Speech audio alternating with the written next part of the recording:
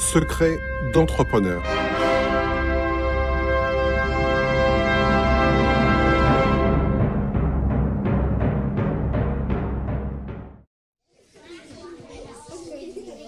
Septembre 1965, école Lanière, région parisienne, classe de CM2. Céline, je peux vraiment sortir mon stylo bic ? L'année dernière, ils ont exclu un élève, mais mon papa, il m'a dit que c'était bon.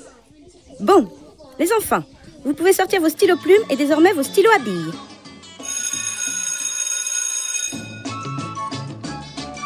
Le 3 septembre 1965, l'Éducation nationale publie un décret qui permet enfin à toutes les écoles d'adopter pour la première fois le stylo à billes, après des années de lutte.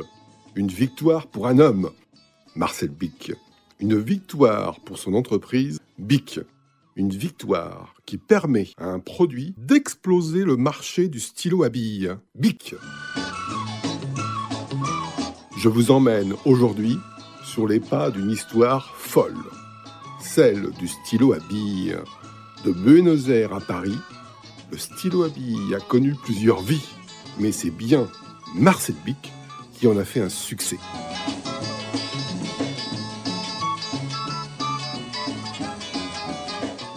L'histoire du stylo à billes commence en 1888 avec un tanneur américain, John Loud, un stylo qui sert à écrire sur des pièces de cuir. Mais l'encre sèche trop rapidement et la bille ne roule pas.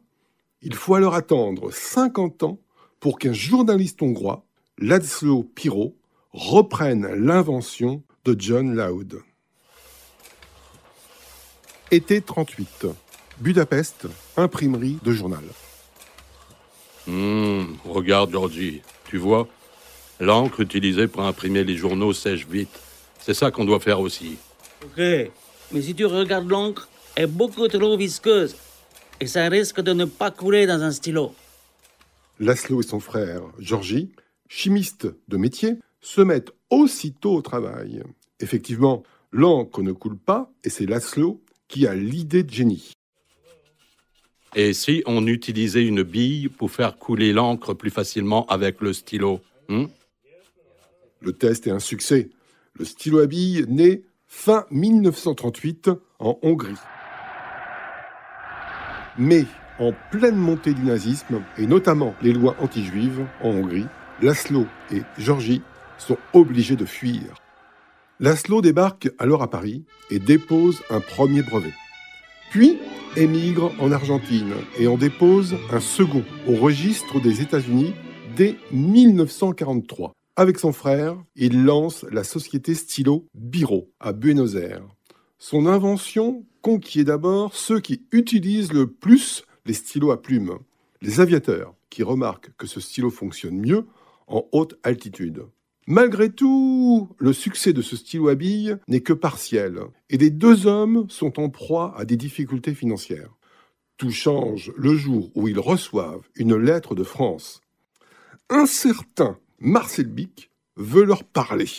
On est en 1948 et il les invite à Paris.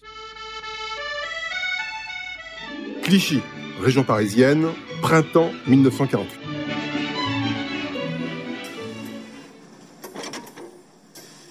Bienvenue, messieurs, dans l'usine Bic.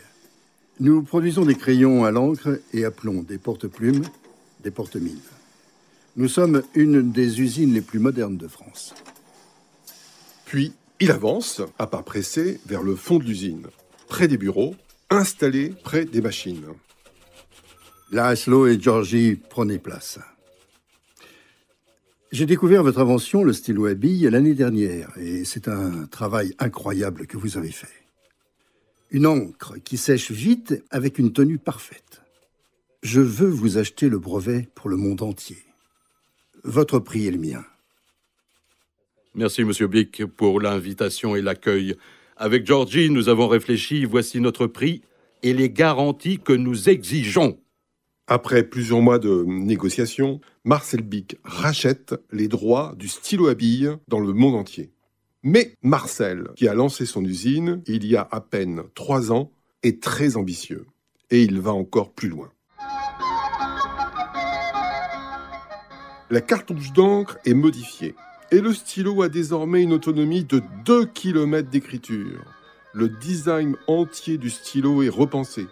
Le tube devient hexagonal pour augmenter la préhension. Et il teste de nombreux types d'encre pour trouver la plus fluide. Et surtout, il rend le tube transparent pour surveiller le niveau d'encre. Le premier Bic Cristal est commercialisé à 50 centimes. Bic, comme son nom de famille, mais sans le H. Un nom qui sera parfait pour se vendre à l'étranger. En 1950, la première campagne de pub est lancée. 5,8 grammes seulement pour au moins 2 km d'écriture. Une sacrée histoire qui démarre pour le baron Bic. Marcel Bic naît en 1914 d'une famille industrielle italienne. Son père porte le titre de baron depuis 2 générations, titre qu'il transmet à ses fils. Mais la famille est désargentée et finit par immigrer en France. Après des études de droit, Marcel grimpe les échelons dans une petite fabrique d'encre et de matériel de bureau. Il devient rapidement directeur de production d'usine. C'est un travailleur acharné et rigoureux qui ne laisse rien au hasard. En 1945, Marcel ne veut plus travailler pour quelqu'un d'autre. Il sait tout des encres d'écriture et des modes de fabrication et décide de lancer avec un ami, Édouard Buffard, une usine de fabrication de matériel de bureau. Il dégote alors un atelier minable à Clichy, avec 2 machines rouillées et se lance.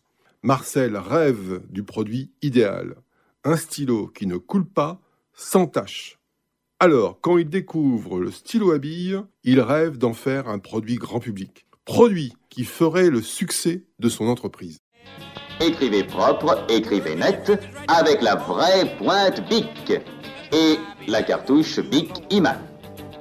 Le Bic Cristal est donc lancé avec une campagne de génie reconnue par les professionnels du secteur. L'Oscar de la publicité vient d'être décerné pour la première fois en France. Messieurs Marcel Bic et Guy Chenet ont reçu leur récompense en présence des représentants les plus marquants de cette profession, dont l'activité est l'un des principaux atouts des diverses branches de l'industrie et du commerce. Les ventes décollent et Marcel mise tout sur la publicité, car il veut faire de son stylo Bic un objet de grande consommation. La société Bic est résolument tournée vers la très grande production et l'exportation. 10 000 stylos cristal par jour la première année, plusieurs millions aujourd'hui dans plus de 160 pays. C'est le stylo le plus répandu au monde. Un concurrent tombe en panne sèche. Seul le vrai Bic, grâce à sa grande capacité, continue. Oui, plus de 10 000 stylos par jour sont vendus. Mais ce n'est pas suffisant pour Marcel. Il lui manque une cible pour accélérer. Les écoliers et l'école lui résistent et fait même plus que lui résister. D'ordre de la direction, les élèves du collège ne doivent pas utiliser le stylo à billes, mais la plume classique, qui dessine plein et délié. Je ne vois vraiment pas pourquoi on ne permet pas aux enfants d'utiliser un stylo à billes. Le stylo à billes est un engin qui maintenant a fait ses preuves. On en trouve partout. Tout le monde l'utilise. L'usage du stylo à billes n'étant interdit par aucun règlement, je suis fermement décidée à poursuivre cette affaire en vue d'obtenir la réintégration de mes enfants dans les classes dont on vient de les exclure. Horrible détail, la lettre de renvoi est écrite au stylo à billes. Oui, certaines écoles n'hésitent pas à virer les écoliers qui utilisent le stylo à billes. Marcel est alors bien décidé à prendre les choses en main et à se battre contre les instituteurs et les institutions. Marcel multiplie les provocations pour rentrer dans l'école. Il fait notamment de la publicité pour les stylos Bic sur les buvards des écoliers. Buvard associé dans les écoles au stylo à plumes. Il devient même très connu des écoliers, car ses pubs s'affichent aussi à l'école. Après un lobbying intense et malgré une résistance des instituteurs, il finit par gagner la bataille en 1965, après 10 ans de combat. Et le facteur? Le facteur, il vous dit méfiez-vous des contrefacteurs. Tous les crayons à billes ne sont pas des crayons à bic. Le 3 septembre 1965, l'Éducation nationale publie un décret qui permet enfin à toutes les écoles d'adopter pour la première fois le stylo à billes après des années de lutte. Le Bic Cristal bat tous les records de vente et devient véritablement, avec les écoliers, le stylo de tout le monde. Marcel Bic part à la conquête du marché mondial. Europe, Brésil, États-Unis, Afrique, Moyen-Orient et Japon. Désormais, ce n'est plus 10 000 stylos qui se vendent par jour, mais plus de 100 000. La société Bic est introduite en bourse en 1972. Marcel est alors officiellement riche, mais toujours aussi discret. Il ne compte pas s'arrêter au stylo et veut s'attaquer désormais à d'autres produits de la consommation courante. J'ai la peau sensible. Moi, j'ai la peau très sensible. Moi, je me rase avec le bic une lame, le orange. Et moi, avec le bic de lame, le vert. Le rasoir, puis le briquet Bic sont lancés. 2 énormes succès pour la marque et un échec avec les parfums Bic. Mais le stylo reste leur produit majeur et plus qu'un produit, un élément culturel. Le stylo Bic, plus qu'une marque, plus qu'un produit, c'est un élément culturel. Le Bic Cristal a ainsi intégré les musées du MoMA à New York et du Centre Pompidou à Paris. Un objet culturel qui traverse les âges. Plus de 60 ans après, le baron Bic, lui, est mort en 1994. Et c'est un de ses fils, Bruno, qui a repris l'entreprise. À la mort de celui-ci, en 2021, c'est la 3e génération de Bic qui reprend le flambeau avec Gonzalve. Et Gonzalve ne manque pas de défis. Moins de fumeurs, plus de barbus et le plastique jetable. Car après l'échec des parfums Bic, puis celui des tablettes Bic, l'entreprise fonde toujours sa croissance sur ces 3 produits phares. Le stylo, le briquet et le rasoir. 3 produits qui ont un défaut majeur aujourd'hui. Ils sont en plastique et ils sont jetables. L'empreinte écologique de Bic est énorme. Ils produisent l'équivalent en poids de 3 tours Eiffel de plastique chaque année. Et malgré tout, à l'heure de l'inflation, l'entreprise et le Bic font mieux que résister. Son chiffre d'affaires progresse quand l'écologie rencontre l'économie. Et ça, c'est une autre histoire. Merci pour votre écoute et merci aux acteurs qui sont intervenus pour la réalisation de cette émission.